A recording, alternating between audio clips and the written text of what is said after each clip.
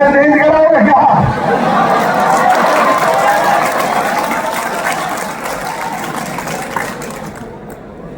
जो भी ध्यानी हो जाएगा, सिर्फ कितनी बड़ी बात, इसको सिर्फ देने से काम नहीं चलना है, इसको हर युवा को अपना ग्रंथ बनाना पड़ेगा। जो ध्यानी हो जाएगा, ध्यानी, उसके 5 पति होंगे। पहला पति युधिष्ठिर। युधिष्ठिर यानी धर्म। धर्म वो नहीं हिंदू मुस्लिम सिख ईसाई धर्म, इटर्नल, जैसे गुरुत्वाकर्षण है, ये धर्म है, वो धरती छोड़ ही नहीं सकती।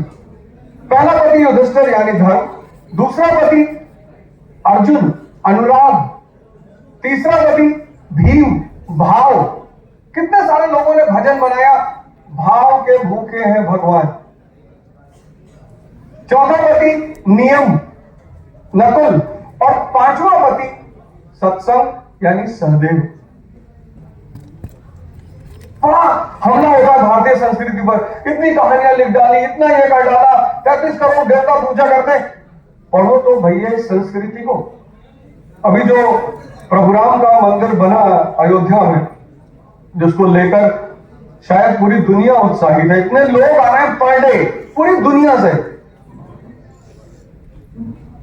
और आपके सबके सामने घटना घट रही है। भारत के भगवान, भारत के लोगों के लिए भगवान है, महानायक है इस विश्व के। श्री से प्रभु तक की यात्रा का सिद्धांत बताते हैं। अब इस क्लास में इतने सारे युवा बैठे हैं और सबने मंदिर का में प्राण प्रतिष्ठा वाली इंसिडेंट्स को देखा। कितने लोगों को पता है डिफरेंस रामायण और रामचरितमानस में?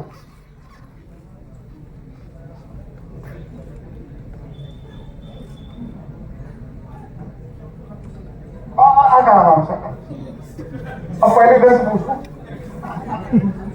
कितने लोगों को पता है रामायण और रामचरितमानस में अंतर?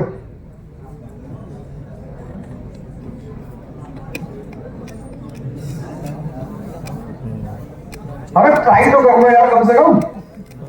हाँ भाई, श्री रामचरितमानस भगवान श्री राम के चरित्र को दर्शाता। अच्छा, और रामायण? रामायण दर्शाती, बट वो उनके पूरे जीवन काल की घटना को, मतलब सीता जी का निर्वासन और भगवान राम का इतने सालों तक राज करना, वो सब उसमें रहता है। और श्री रामचरितमानस जो है उनके चरित्र को दर्शाता। अच्छा ठीक है, बस और कोई बात नहीं। इन्होंने ट्राई किया है फैजल भाई, इनको एनसीईआरटी फ्री में दिया जाए की तरफ से। क्या नाम है? सुशांत। इनका एनसीईआरटी दिया जाए, इनका नाम लिखो भाई कुशागर का। इतने भीड़ में कम से कम कोई आदमी हिम्मत तो कर रहा है, बोलोगे तो ऐसा वीर रस वाली कविता बोलोगे, रणवीर चौकड़ी भर भर कर चेतक बन गया निराला था। अरे जब बोलने का मौका है तब बोलो उठ के। कुशागर को एनसीईआरटी की तरफ से फ्री। हिम्मत की भाई इतनी बड़ी भीड़ में। स्टूडेंट, भिखारी और सन्यासी, इनकी इज्जत नहीं होती। अगर ये इज्जत पाने की कोशिश करेंगे तो जीवन में कुछ नहीं मिलेगा इनको। जितना माँ बाप बेइज्जत करेंगे और जितने टीचर बेइज्जत करेंगे।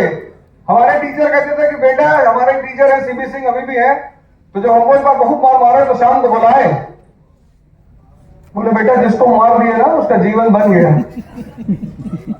हमने कहा सर नरसिम्हा राव जी को भी मारे थे उस वक्त प्राइम मिनिस्टर थे। नहीं, किसी ने शिक्षक ने मारा ही होगा। तो ट्राई करना, मतलब इज्जत बचाने की जरूरत नहीं। मैं तो देखता हूँ हजार हजार लोग क्लास में बैठे होते हैं, मैं क्वेश्चन पूछता हूँ कोई जवाब ही नहीं देता, सबको अपनी इज्जत की चिंता है ही नहीं। विद्यार्थी, सन्यासी और भिखारी, इनको इज्जत की चिंता नहीं करनी चाहिए। इनके लिए कौन सी इज्जत? अब भिखारी आपके दरवाजे पे खड़ा है कटोरा लेके और कह रहा दे दो भैया मुगल फैमिली से है, दे दो भैया मुगल फैमिली से, नहीं तो हम नाराज हो जाएंगे। तो काहे का भिखारी?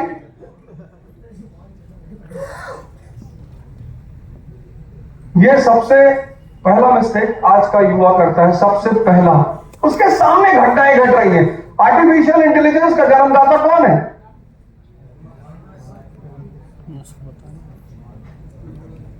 आर्टिफिशियल इंटेलिजेंस, कितनी बड़ी घटना घट रही पूरी दुनिया में। कहते हैं आने वाले 10 साल बाद आर्टिफिशियल इंटेलिजेंस इस दुनिया पे कब्जा कर लेगा। आपने सोचा ही नहीं।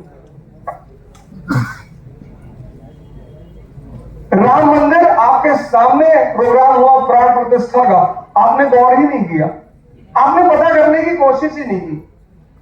कैनबरा यूनिवर्सिटी की एक पूरी डेलीगेशन आई हुई है जो अयोध्या में रुककर राम पर रिसर्च करने की किताब लिख रही है। मुझे बुलाया उन्होंने, जब मैं वहां गया, पूरी किताब। और राम किसके प्रतिपादक है? मैंने कहा भगवान कृष्ण, भगवान राम। इनको ब्रह्म नहीं कहा गया, ब्रह्म की एक अलग अवधारणा है, इनको भगवान कहा गया, क्योंकि ये देश भगवान बनाने का सूत्र जानता है। भगवान मतलब जिस मनुष्य के अंदर श्रेष्ठतम गुण आ जाए, भगवत्ता आ जाए, वो भगवान है। भाई भगवान राम श्रीलंका की तरफ जा रहे हैं, समुद्र पड़ गया सामने, हाथ जोड़ रहे हैं। लक्ष्मण थोड़े से दुखी हो रहे हैं, भैया आप कैबिनेट मिनिस्टर है, भैया आप हाथ जोड़। अरे मतलब रुको यार, इधर का कोई ब्लॉक प्रमुख रहा होता तो, अगर यूपी का कोई ब्लॉक प्रमुख रहा होता, प्रधान रहा होता, जिला पंचायत सदस्य रहा होता, तो जाके समंदर के सामने 3 बार चश्मा ऊपर नीचे करता। भगवान है, भगवान, इसीलिए भगवान है। हाथ जोड़ रहे, हाथ। 3 दिन जब इतनी श्रेष्ठतम भाव आपके अंदर आए तो आप भगवत्ता को उपलब्ध हैं।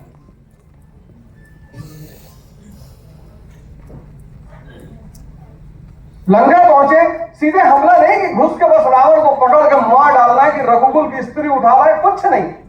जब तुम आधुनिक भारत पढ़ोगे, कांग्रेस बनेगी 1885 में। जब कांग्रेस का निर्माण हो रहा 1885 में, जो पहले दौर के कांग्रेस के नेता हैं उनको हम क्या कहते हैं? उदारवादी, मॉडरेट्स। मॉडरेट्स का नियम क्या था? पिटीशन और प्रेयर। भगवान राम भी उसी पद को सबसे पहले वर्ण कर रहे हैं। भगवान राम का प्रतिनिधि कौन है? दादा भाई नेहरू जी। और राम जी के दादा भाई नेहरू जी कौन है? विभीषण। पिटीशन और प्रेयर, रावण से कह रहे हैं, निवेदन कर रहे हैं कि सीता मैया को छोड़ दी। जब ब्रिटिश हुकूमत पिटीशन और प्रेयर को नहीं सुनती, उदारवाद को नहीं सुनती, तो आप कांग्रेस में दूसरा चरण देखोगे, उग्रपंथी चरण। लाल बाल पाल, लाला लाजपत राय, बाल गंगाधर तिलक, ये उग्रपंथी। तो जब रावण भी विभीषण की बात नहीं सुनता, तो राम भी दूसरे चरण का वर्ण करते हैं। अंगद और हनुमान, ये उग्रपंथी चरण। और जब सरकार उग्रपंथ को भी नहीं समझती, ब्रिटिश हुकूमत, तब आप 1960 में देखोगे खुदीराम बोस और प्रफुल्ल चाकी, क्रांतिकारी राष्ट्रवाद, कि ना ये उदारवाद समझ रहा है, ना ये उग्रपंथ समझ रहा है, अब मारना पड़ेगा।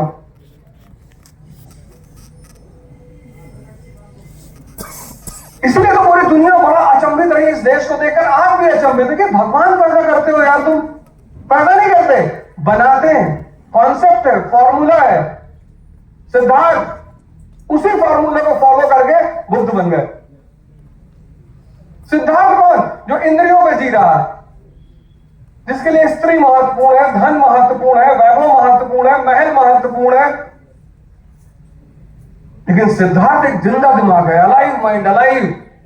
किसी यूनिवर्सिटी कॉलेज में पढ़कर वो बुद्ध नहीं बने, सड़क पे जा रहे हैं।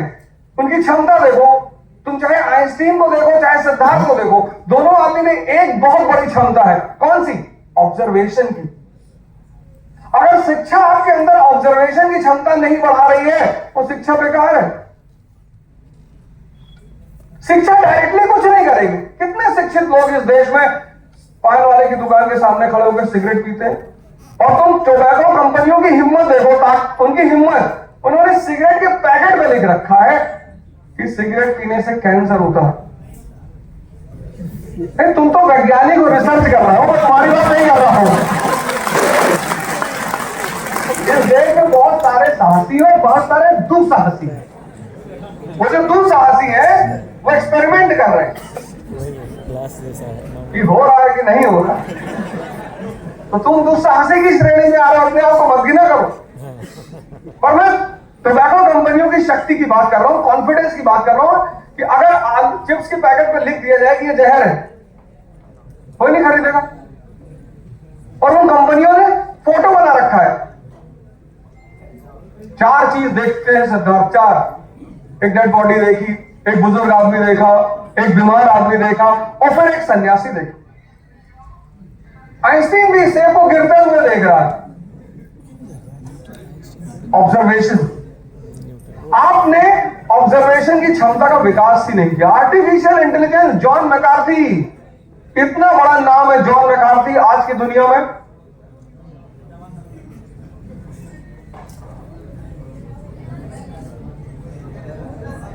इतनी बड़ी घटना है राम टेंपल का निर्माण। रामायण लिखी गई है सामंतवाद के काल में, इसलिए रामायण के जो राम है वो एक सामंतवादी राजा है। उनका काम है धर्म की रक्षा।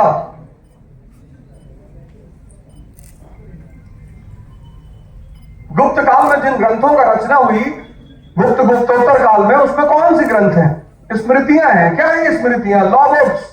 डॉक्टर अंबेडकर ने मनुस्मृति को फाड़ा, गीता को नहीं फाड़ा, उपनिषद को नहीं फाड़ा। जैसे इस्लाम, मुसलमानों में शरीयत है, कानून की किताब, ऐसे हिंदुओं में स्मृति है, कानून की किताब। मनु स्मृति, नारद स्मृति, याज्ञवल्क्य स्मृति। तो रामायण जो है वो सामंत काल का ग्रंथ है। उसमें राम एक राजा है जिनका कार्य है धर्म की रक्षा करना। अगर कोई भी धर्म को वॉयलेट करेगा वो उसे मारेंगे। इसीलिए उसमें एक प्रसंग है शंभूक वध का प्रसंग, लेकिन वो शंभूक वध का प्रसंग रामचरितमानस में नहीं है।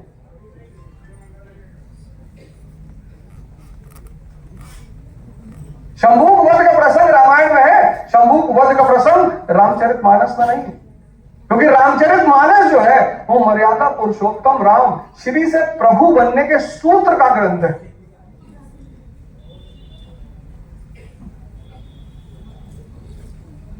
पहला काम ये करिए, ऑब्जर्वेशन पावर को डेवलप करिए। आप सोच रहे से पढ़ेंगे पढ़ेंगे पढ़ेंगे, कितना? पढ़ाई का सबसे बहुमूल्य काम है ऑब्जर्वेशन पावर का विकास। अगर वो नहीं कर रही है बेकार है, क्योंकि पढ़ के कोई राजा बनेगा ही नहीं। पढ़ के फिर पहला स्टेज है पढ़ना, फिर पढ़ने के बाद दूसरा स्टेज पैदा होता है ऑब्जर्वेशन से सीखना। सीखने से तीसरा स्टेज पैदा होता है समझना। वो जो समझने का परिणाम है वो है सफलता। शिक्षा का परिणाम सफलता नहीं है। नहीं तो सबसे ज्यादा लिटरेसी रेट आज भारत में है और हर आदमी को खुश होना चाहिए, पर आज जितना तनाव है उतना कभी नहीं था। 1950 में 13% लिटरेसी रेट थी और आज 80+ है। शिक्षा सीधे कुछ भी नहीं करेगी। कबीरदास जी तो कभी स्कूल ही नहीं गए, लेकिन ऑब्जर्वेशन की पावर बहुत जबरदस्त है। खजूर का पेड़ देखा, दोहा बना दिया, बड़ा हुआ तो क्या हुआ, जैसे पेड़ खजूर, पंछी को छाया नहीं, फल ला गया दूर। किसी कॉलेज में थोड़ी सीखा ऑब्जर्वेशन। इसीलिए शिक्षा व्यवस्था बनाई गई। शिक्षा व्यवस्था का पूरा उद्देश्य यही है कि व्यक्ति के अंदर ऑब्जर्वेशन की क्षमता का विकास करे, देखने की क्षमता।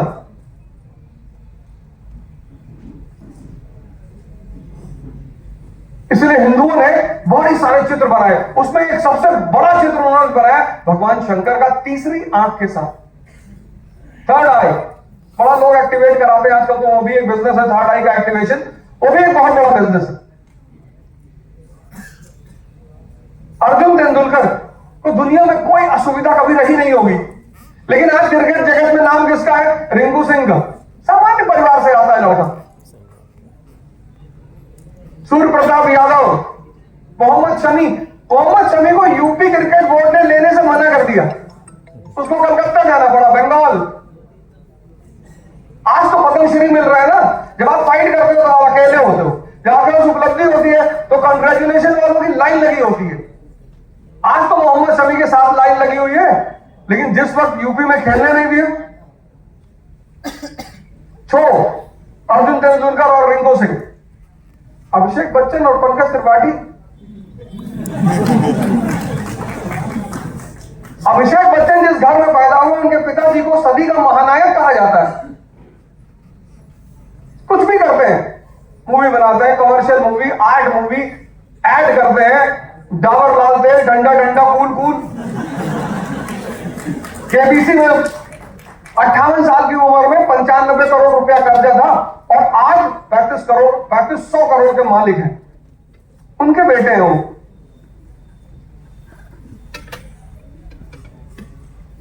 वो भी एग्जाम्पल छोड़ दो, एक सबसे ज्वलंत एग्जाम्पल राजनीति से बिल्कुल अलग, नरेंद्र मोदी और राहुल गांधी।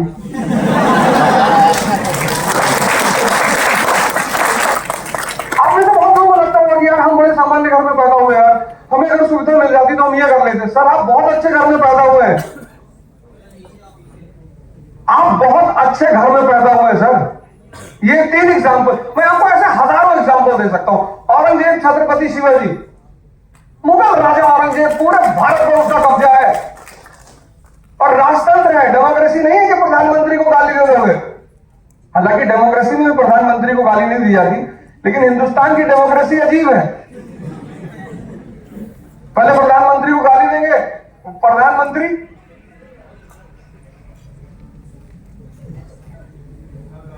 और वो भी ऐसा प्रधानमंत्री कि जो कहेंगे वो करना है, चाहे किसी भी कीमत पे करना पड़े। प्रजातंत्र में, डेमोक्रेसी में अपोजिशन का अधिकार है और अपोजिशन सरकार की आत्मा मानी जाती है। बहुत अच्छी चीज होती है, बड़ी प्यारी चीज है अपोजिशन राष्ट्र प्रजातंत्र में। लेकिन इसका मतलब यह नहीं कि जो आदमी पदों पे बैठा है आप उसे गाली देंगे। छत्रपति शिवाजी, ऑब्जर्वेशन पावर इतनी तेज, इतनी, पर आपके दिमाग में कभी ये बातें नहीं आती कि यार ये अभाव वाले लोग इतनी ऊंचाई में पहुंच गए।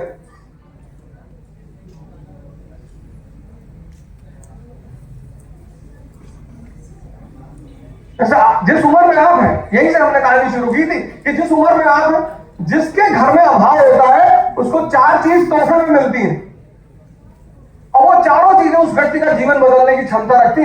जिनके घर में पैसा है उनको वो चीजें मिलती ही नहीं।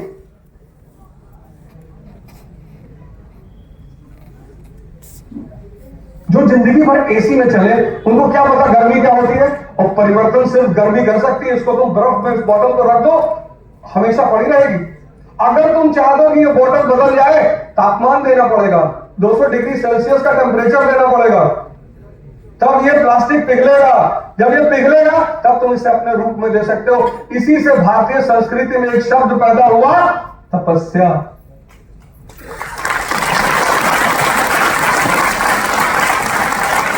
तापमान को बदलने की क्षमता है। मोटिवेशन को जिंदगी में 1% रखो बस। तुम लोग यार स्टूडेंट हो। मोटिवेशन किसने शुरू किया था सबसे पहले दुनिया में? फोर्ड ने। फोर्ड कंपनी है ना जो कार बनाती है, उसने शुरू किया था। फोर्ड ने सबसे पहले मोटिवेशन। मजदूर काम नहीं करते थे तो ये हुआ कि भाई मजदूर काम नहीं करते यार, इनसे काम कैसे कराया जाए। तो उसका एक साइकोलॉजिस्ट दोस्त था, इमैनुअल पुए, उसने कहा एक काम करो, इनको बाहर से मोटिवेशन दो। तो फिर पहली बार एक क्लास ऑर्गेनाइज की गई मजदूरों की। मजदूर बैठे हुए, फिर मजदूरों से कहा गया कि ये यूनाइटेड स्टेट्स ऑफ अमेरिका आपके कंधे पर टिका हुआ है। मजदूर सब खड़े हो गए। कहा? अरे बैठे हो गए, कहीं खा थोड़े हुआ, ऐसे ही कह रहे बैठो। मोटिवेशन स्टूडेंटों के लिए नहीं होता है, स्टूडेंट के लिए होता है क्रांति।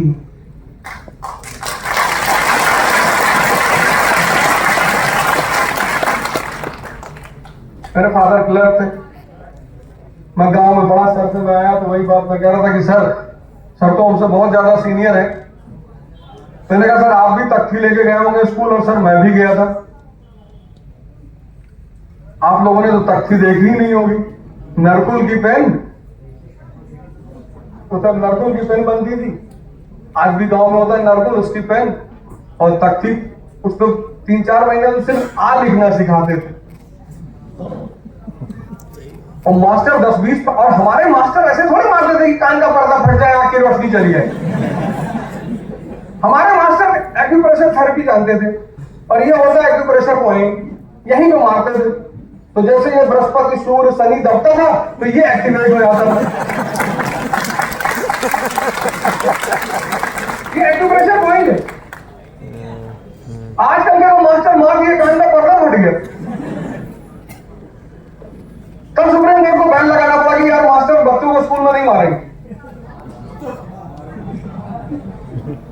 उनका बाहर मार दे। जरूरी नहीं कि स्कूल के अंदर ही मारना ही तो है। सुप्रीम कोर्ट की स्ट्रिक्ट रूलिंग है, उसकी वजह यही थी। मार दी रोशनी, आंख की रोशनी चली गई, बच्चों को मार दिया, पर्दा फट गया। हमारे टीचर बोलते थे जाओ धूप में खड़ा हो जाओ बाहर, और ऐसे हाथ उठा के खड़ा रहना जी। ऐसा लगता था कि लिट्टे के आतंकवादी की तरह बाहर खड़े।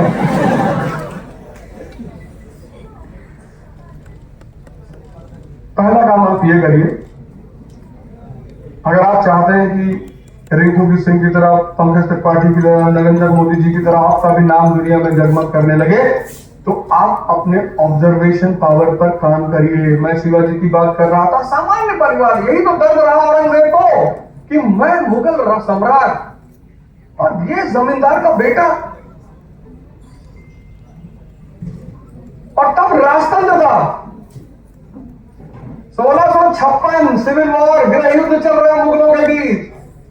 औरंगजेब अपनी भाइयों से लड़ रहा है गद्दी के लिए। 1656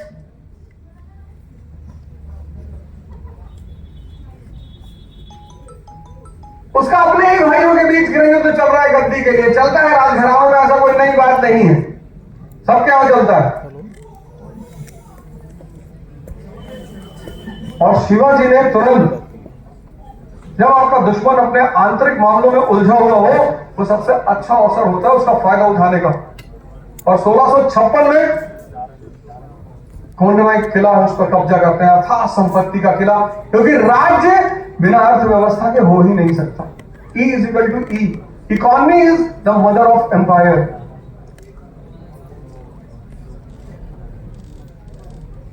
ऑब्जर्वेशन। फिर आपके साथ लोग क्यों जुड़ेंगे? दो वजह से। एक संपत्ति के लिए, एक कि आपका भविष्य अच्छा है, परफॉर्म करना पड़ेगा आपको। आजकल तो एक मानसिक कैंसर पैदा हो गया और बहुत खतरनाक। आप देखो मेरा मोबाइल वहां स्विच ऑफ करके रखा हुआ है, जब भी काम कर रहे हैं, पढ़ाने जाना है, पूजा करना है, ध्यान करना है,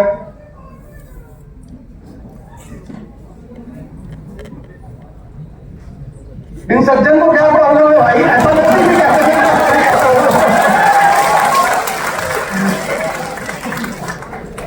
नहीं कोई बात नहीं, कोई बात। अरे आप आराम से एकदम कोई जो मन में आया करिए। आप एक आजाद भारत के आजाद नागरिक हैं, और सिर्फ आजाद नागरिक ही नहीं है, आप एक आजाद युवा भी हैं।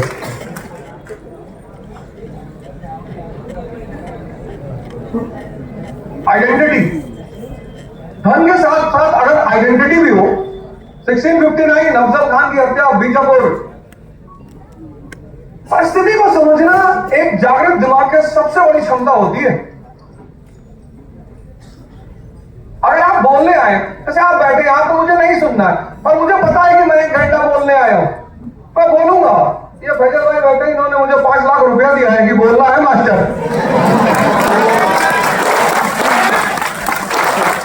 मास्टर 10 ओवर में 150 रन बनाना है। मैंने कहा चिंता मत कर, तू जिंदगी और सीखा क्या? सिर्फ खेलना ही सीखा है, घबराने की कोई बात नहीं है।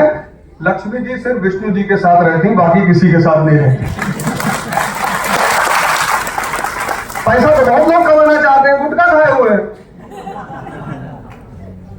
समुद्र मंथन जब हुआ, लक्ष्मी जी भी निकली, तो देवताओं और असुरों में झगड़ा हो गया शादी करने के लिए। तो लक्ष्मी जी ने कहा बैठो, मैं डिसाइड करूंगी।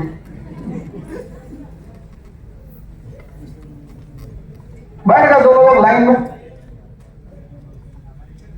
जब दोनों लाइन में बैठे तो देखा उन्होंने कि अंदर उधर दूर सागर में कोई लेटा हुआ है। तो जब पूछा कि कौन है, बोले विष्णु जी है। बोले इनको पता है कि मैं बाहर आए हैं? बोले जी बिल्कुल पता है। बोले ये मुझसे शादी नहीं करना चाहते? बोले तो ब्रह्म ऊपर है इन सब चीजों से। उन्होंने जाके विष्णु जी को माला पहना। वो तो आजकल स्त्रियों का बस नहीं चलता, नहीं तो जूते की माला पहना है पुरुषों को।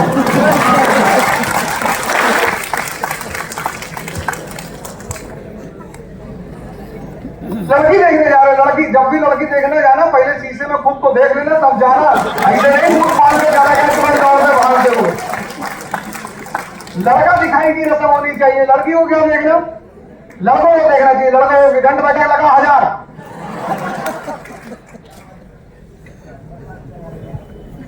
बैल देखा जाता है, गाय नहीं देखी जाती। दुनिया में बैल की बाजार लगती है, बैल की। लड़के लड़की देखने जा रहे हैं और देखने जा रहे हैं, फिर वहां जाके कह रहे हैं उनके पिताजी भी हैं। यहां पे जिसकी बेटी नहीं है वो दहेज के विरोध बोलता है। अगर घर में सिर्फ 2 बेटे हैं तब वो दहेज के विरोध नहीं बोलेगा, अगर बेटियां हैं तो वो दहेज के विरोध में बोलेगा। और दहेज मांगने का भैया बड़ा प्यारा तरीका, मैं मेरे दोस्त है उनकी बहन की शादी देखने में कानपुर आया था, बड़ा गहरा संबंध है मेरा यहाँ से, और यही आए हम लोग। तो उन्होंने कहा, उनके फादर ने कहा कि भाई ऐसा है कि लखनऊ से एक पार्टी आई थी, वो फॉर्च्यूनर दे रही थी।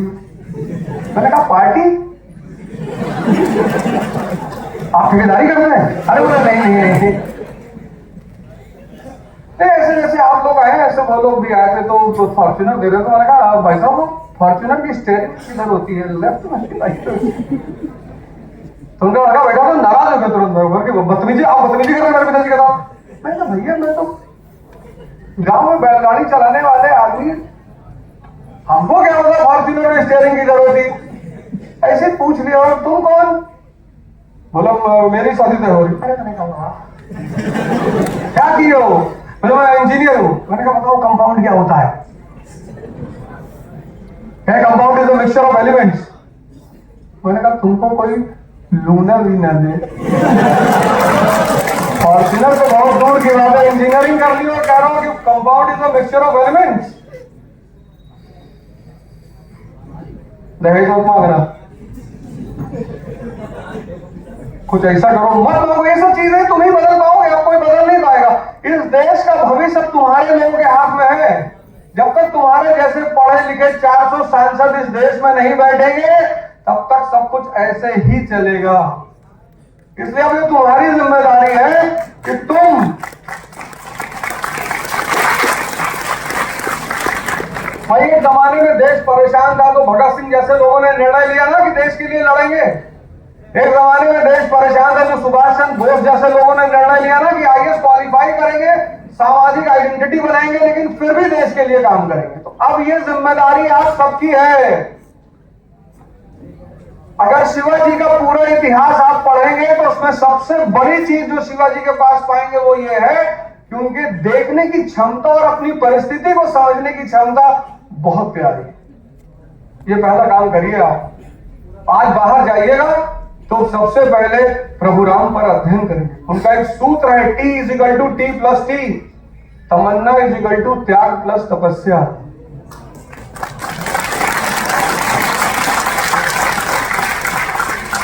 तमन्ना तो सबके पास है, ताकत सबके पास नहीं है।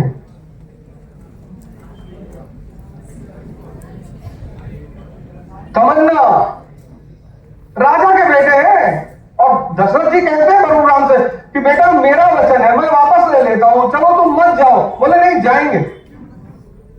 ये बड़ा प्यारा नियम इस देश का है, 14 साल वाला, बहुत प्यारा।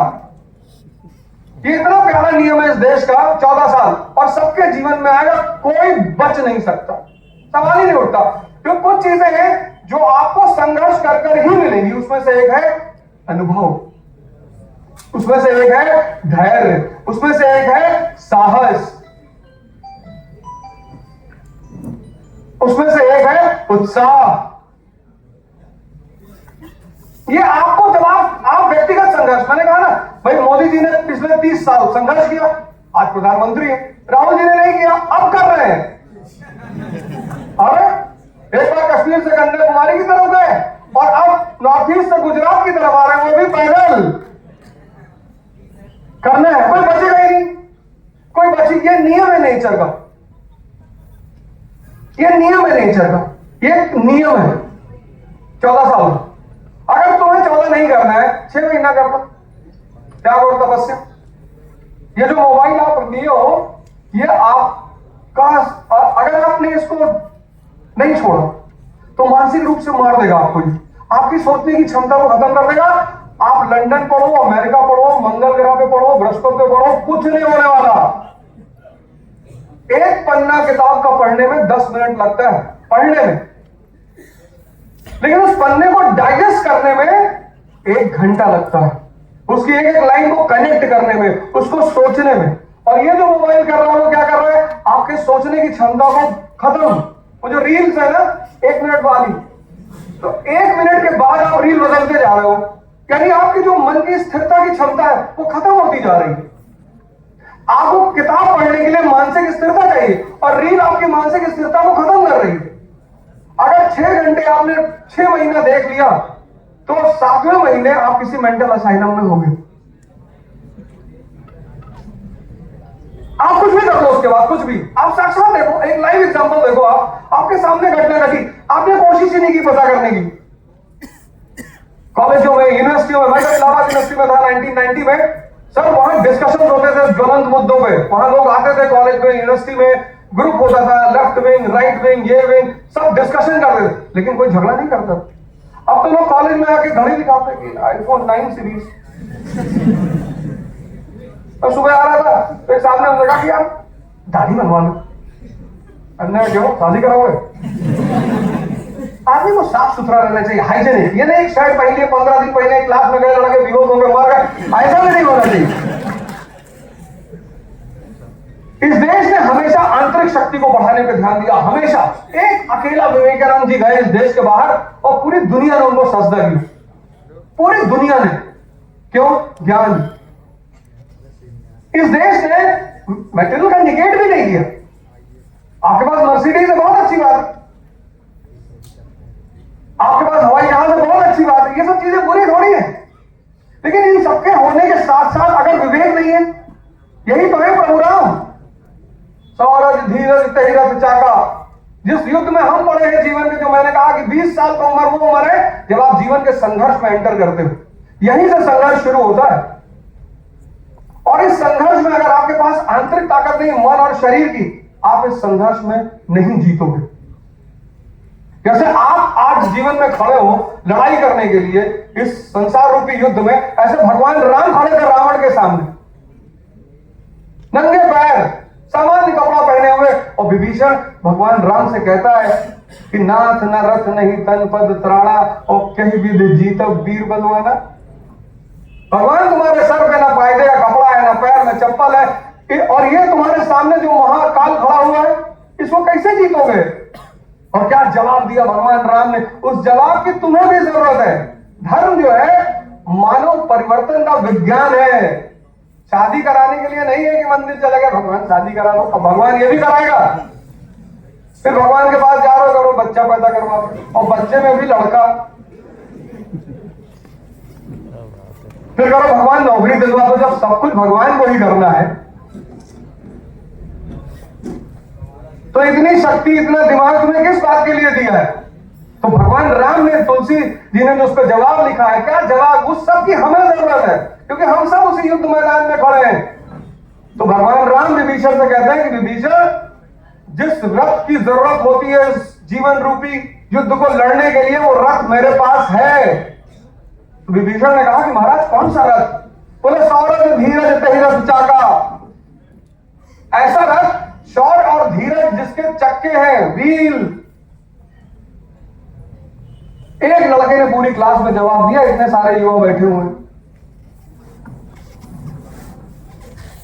चलो सही दिया, गलत दिया, वो गलत बात। कोई मारेगा थोड़े यार तुमको इस उम्र में, और मारेगा तो बाहर भी तो मिलेगा।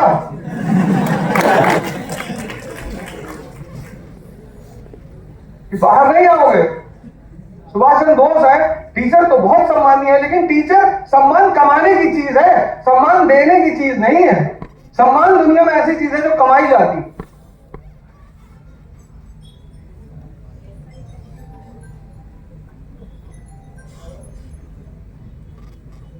सम्मान लेकिन आपको अपनी तरफ से करना चाहिए। जो मैंने क्लास की शुरुआत में, इस सेशन के शुरुआत में कहा, आप ये मत देखिए कौन कैसा है, अच्छा है, आपका शिक्षक जहां मिले आप पैर छूइए, गुरु जी पढ़ाओ। वो कितना भी आपसे नाराज होगा और पैर जरूर छूइए। अगर आपका धर्म मना करता है तो वो अलग बात है, कोई बात नहीं। अगर आपके धर्म में ऐसी परंपरा नहीं है तो मत करिए, कोई बात नहीं। लेकिन अगर आप में है तो आप जरूर छूइए। आज युवा मोटिवेशन क्यों ढूंढ रहा? शौक है ही नहीं। कम से कम 300 लड़के यहां बैठे होंगे और एक लड़का जवाब दे रहा है।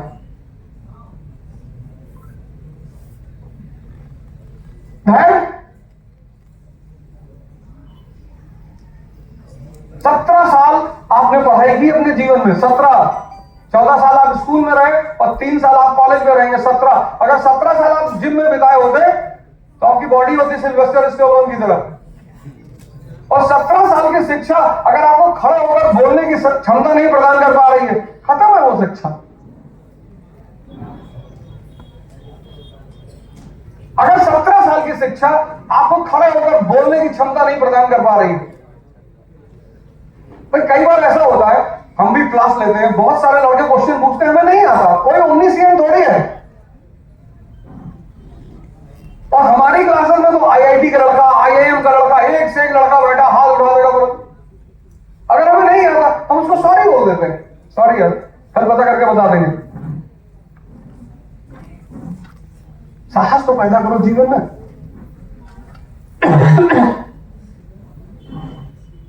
धैर्य।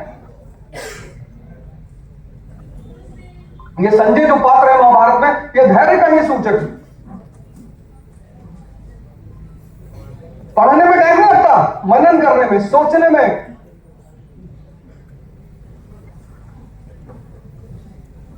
टाइम लगता है। भगवान राम कहते हैं, सौरज धीरज तैरज चाका, सत्यशील दृढ़ ध्वजा पताका। दृढ़ता, वो जो फ्लैग है ना, वो दृढ़ता का फ्लैग है।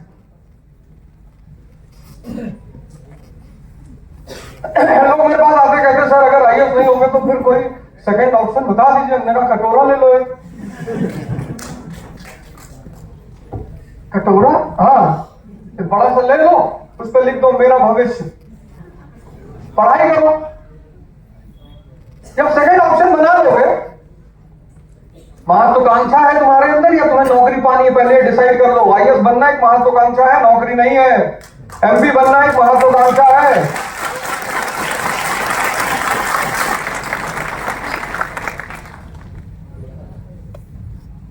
कल मैं बैंगलोर में था, आज भी निकलना ही है बस।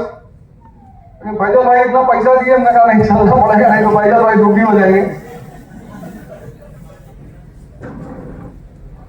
तुमसे कब बोले कि टिकट तो आपको नहीं मिलेगा? मैंने कहा मारने थोड़े आए, भिखमंगे थोड़े आए, बताने आए थे, नहीं तो वो इंडिपेंडेंट लड़ेंगे।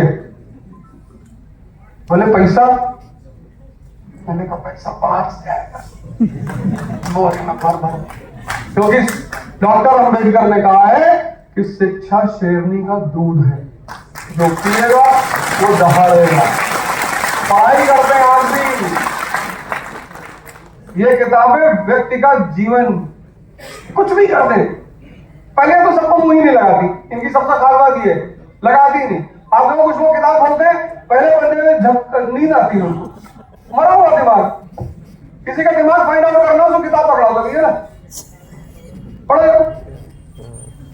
कुछ लोग पढ़ते चले जा रहे हैं, पढ़ते चले जा रहे हैं। किताबें सबको एंटरटेन नहीं करती, करती ही नहीं।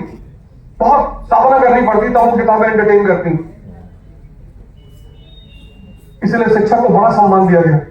कि जो शिक्षा को भगवान से आगे रखा गया उसकी वजह यही थी, जिंदा दिमाग, रोशनी, रास्ता दिखाने वाला।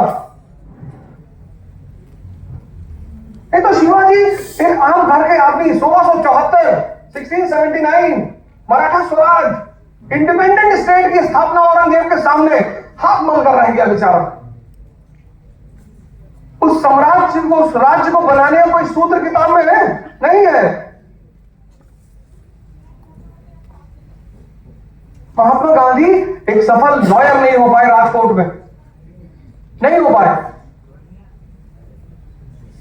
और फिर परमहंस योगानंद का विज्ञान उनके समझ में आया, धर्म विज्ञान है, पाखंड को मत देखो। धर्म और पाखंड दोनों बिल्कुल अलग अलग बातें हैं। धर्म जो धर्म को समझ जाएगा, वर्तमान महावीर हो गए।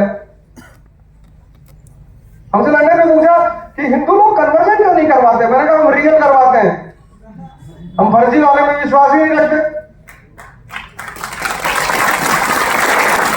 हिंदू लोग रियल कन्वर्जन में विश्वास रखता है, इंद्रियों से चैतन्य की तरफ रियल, और जो एक बार कन्वर्ट हो गया वो दोबारा फिर भगवान की स्थिति में आ जाता है। हम ये नहीं करते कि श्यामलाल को शमसुद्दीन बना दिए, श्यामलाल भी भिखमंगा, शमसुद्दीन भी भिखमंगा। जब भिखमंगा ही रहना है, श्यामलाल को संगमुल बना दिए। कुछ बदलना चाहिए। कन्वर्जन अगर हो तो कुछ बदलना चाहिए। अगर बदल नहीं रहा है, बदलने की जरूरत क्या है? कन्वर्जन हुआ तो सिद्धार्थ बुद्ध बन गए, कन्वर्जन नहीं हुआ, आज तक पूरी दुनिया जानती है उनको, वर्तमान महावीर बन गए, नरेंद्र विवेकानंद बन गए। यह है कन्वर्जन का सिद्धांत, इसको रियल कन्वर्जन बोलते हैं। इंद्रियों से चेतना तक। और ये सारे धर्म में, ऐसा नहीं सिर्फ हिंदू धर्म में, इस्लाम, ईसाईयत, क्रिश्चियनिटी, ऐसा कोई धर्म ही नहीं जिसमें ना हो। सारे धर्मों का मूल सिद्धांत यही है, इंसान को निम्नतम लेवल से उच्चतम लेवल पर ले जाए। शिवाजी की सबसे बड़ी ताकत है ऑब्जर्वेशन। आप भी अपने अंदर विकसित करिए। और दूसरा सिद्धांत, लास्ट पॉइंट, ये तो बहुत जरूरी। पहला ऑब्जर्वेशन और दूसरा, अगर आप दर्द से बच रहे हैं कि भगवान दर्द ना मिले जीवन में, तो आप भूल जाओ कि आप कुछ कर पाओगे। संभव ही नहीं है ही नहीं। वो परिवर्तन का एक अमूलभूत सिद्धांत है। जैसे फॉर एग्जाम्पल, आप पढ़ते हैं और आप बैठ के नहीं पढ़ पा रहे, कोई बात नहीं, आप बैठे पढ़ने के लिए, और मन को समझना, मन से बड़ा चालबाज इस पूरी धरती पे कोई दूसरा है ही नहीं। तुम दिन भर घूमो, तुम्हें कोई महत्वपूर्ण बात नहीं याद आएगी। जैसे ही पढ़ने बैठोगे वैसे याद आएगा, यार पापा की बीपी की दवा लानी थी यार।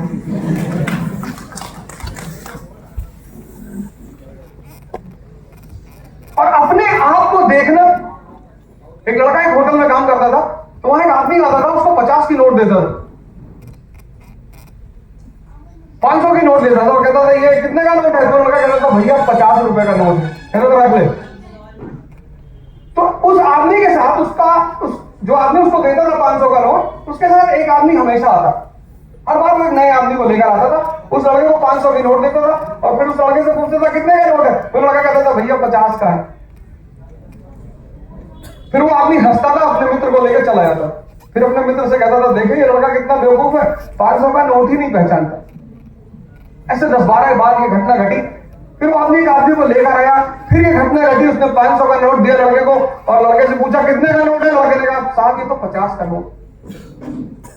फिर दोनों बाहर निकल गए।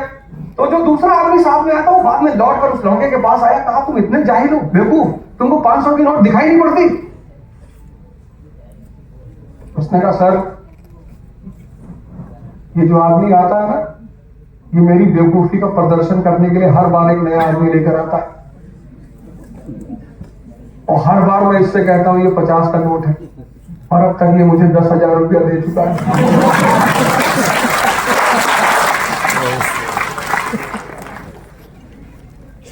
तुम्हारा दिमाग, खाना खाते हो, पैकेट में पूरा देखते हो, प्रोटीन, कार्बोहाइड्रेट, फैट, कोलेस्ट्रॉल सब चेक करते हो, और खैनी को कहते हो बुद्धिवर्धक चूरन है। कहां लिखा हुआ है?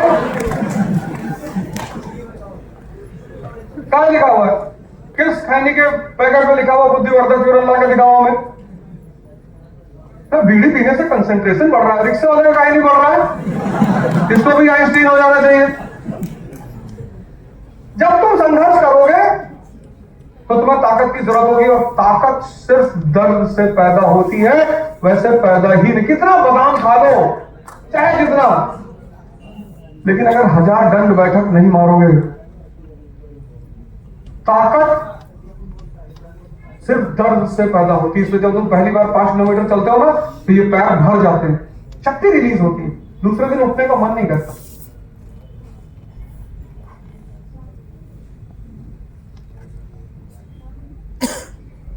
जो दर्द बर्दाश्त नहीं करेगा उसके जीवन में परिवर्तन कभी नहीं होगा, संभव ही नहीं। जो जनरल क्लास में नहीं चला, जैसे हम जनरल क्लास में सफर किए तो हमें याद आता है कभी कभी प्रयागराज से दिल्ली जाते थे, और जनरल कंपार्टमेंट ऐसा कंपार्टमेंट होता है कि 70 की सीटिंग होती है, 800 लोग बैठे होते हैं, 3-4 पैर के बीच में एक हाथ निकलता हुआ दिखाई पड़ रहा है, फिर 4-5 हाथ है उसके बीच में से एक सर निकलता हुआ दिखाई पड़ रहा है। एक आदमी ने गुटखा खा के बगल वाले के जेब में थूक दिया, वो बाहर निकल ही नहीं सकता ना, उसका मौका ही नहीं निकलने का। और वो अजीब सी सीन होती है जनरल की, स्ट्रगल। हमसे कई बार लड़के आते कहते सर पढ़ने में मन नहीं लग रहा। हम कहते तुम एक काम करो, तुम दिल्ली में मगध में बैठो, मगध एक्सप्रेस में, और अलीगढ़ में उतर जाना। अगर वहां तक तुम जिंदा रह गए तो तुम्हें आईएएस बनने से कोई रोक नहीं सकता। 2 जगह। आजकल तो माँ बाप इतने कॉशियस है अपने बच्चे को स्वास्थ्य को लेकर। अरे अच्छी बात है, नहीं गिरेगा भैया, ये नहीं मरेगा, चिंता मत करो। सुबह 8 बजे क्लास में आ रहे, 10 केला खा लिए, 2 गिलास दूध, 5 अंडा, आगे आगे बैठे, ये बड़ा बड़ा मुंह खोल रहे, चमहाई ले रहे। जिसका पेट भरा होगा उसका दिमाग अय्याशी में तुरंत लिप्त हो जाएगा। ये दिमाग का नेचर, इतना गहरा संबंध मन और पेट का है। अगर मन को काबू में रखना चाहते हो, पेट को खाली रखो, कहीं नहीं भागेगा, भाग ही नहीं सकता। जितनी देर तुम बैठ के पढ़ रहे हो, जितनी देर जो तुम्हारा पढ़ने का टाइम है, तुम कोशिश करो उतनी देर तुम्हारा पेट खाली होना चाहिए।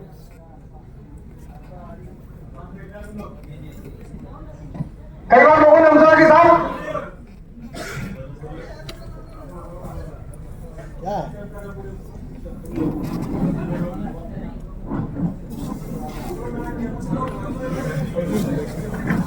अरे सर कोई बात नहीं, जाने दीजिए सर, कोई बात, बैठिए सर, प्लीज सर, प्लीज बैठिए सर,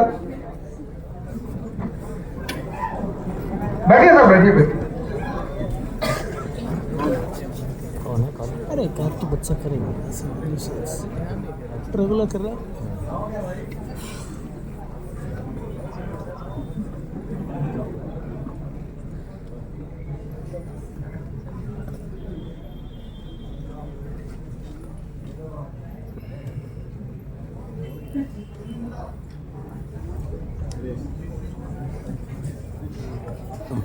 मैं तो कहता हूं उनमें टीचर डंडा लेके आते हो, कॉलेज में सरकार को सबको एक 47 देना चाहिए।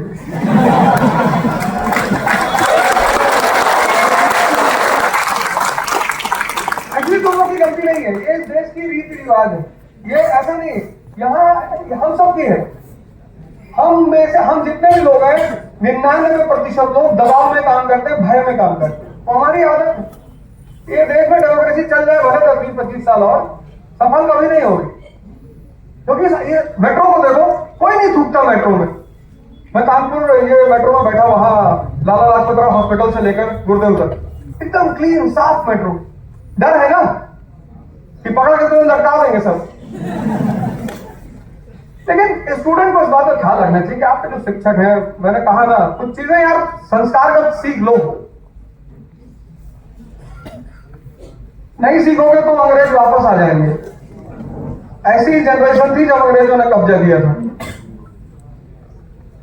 जिस कौम के पास, जिस समाज के पास डिसिप्लिन नहीं होगी, शौर्य नहीं होगा, शक्ति नहीं होगी, वो समाज गुलाम हो जाएगा।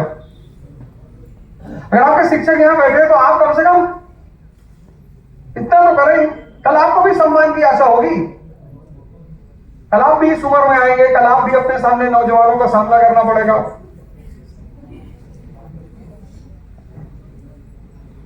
जहां आवाज उठानी है वहां उठाओगे नहीं। आओ सड़क पर नारा लगाया जाए, वहां नहीं आओ। गवर्नमेंट तो बाप रे बाप, गवर्नमेंट करके कोई हाथ उठाए तो हाथ ही दो। बोले साहब दर्द हो रहा था, अच्छा अच्छा।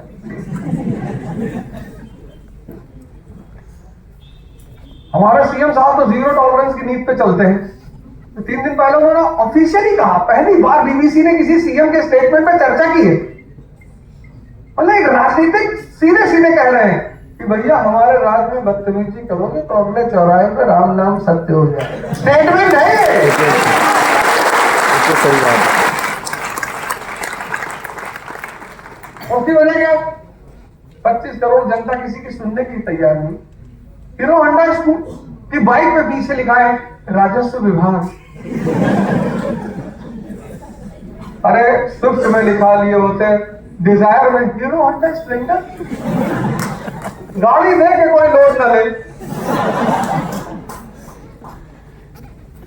स्कूटी पे आगे लिखा है पत्रकार। कहां के?